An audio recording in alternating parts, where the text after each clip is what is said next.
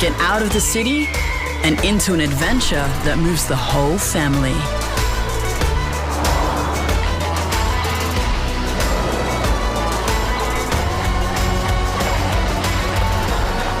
Prepare to be moved. The all-new Nissan X-Trail. On air, online, and on your smart speaker. Get that feeling. BettyBlueOnline.com. Men's and ladies, shop now. SAFM News Briefing. Hello, Alicia McFarland with your news briefing. The federal government will work towards implementing the recommendations of a review into the Reserve Bank by the middle of next year. It's given in-principle support to all 51 recommendations, including splitting the board into two, creating a separate monetary policy committee to set interest rates. RBA Governor Philip Lowe has welcomed the review and says he would be keen to continue in the top job. It's a great honour and it's a great privilege to have the job that I have, and I would say it's also a great responsibility. It's entirely up to the government whether I continue to serve in this role after September. If I was asked to continue, I would. A new report into scams is putting more pressure on the big banks to repay victims. Aussies lost a record $3.1 billion last year to scams, but banks only compensated a tiny number of those impacted.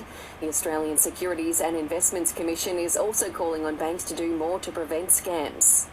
The WA Premier is pushing for a national cabinet meeting to be held in China.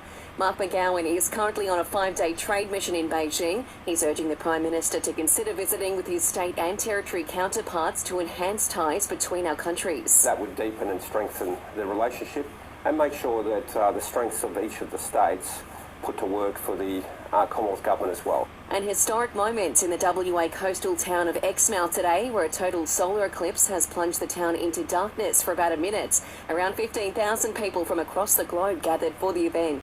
After this, there is no turning back.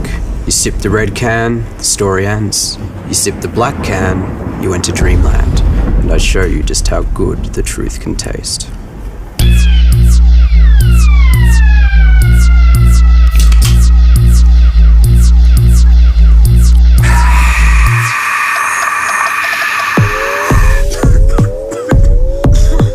Take the Pepsi Max Taste Challenge. In sport, Sydney co-captain Dane Ramp has to get through training today to prove he'll be fit for Saturday night's grand final rematch with Geelong. Fellow Swans leader Luke Parker says it'd be handy to have the defender available, with Cats forward Jeremy Cameron currently leading the Coleman medal race. He goes a goal every week, so hopefully not this weekend. But we've got a system in place that we really trust, but no doubt we'll put some time into him. Buddy Franklin's inclusion is dependent on his performance at training today as well, but he was put on light duties, so his chances are looking slim. Selling the family home? Miller, Juan and John put you first. This is SAFM weather. A shower or two across the Limestone coast for the rest of the day. 18 degrees the top, down to a low of 11 tonight, then a shower or two and 20 degrees tomorrow. And the Science Briefing podcast is your go-to for the latest research in tech, health, AI, space and more. New episodes weekly on the Listener app.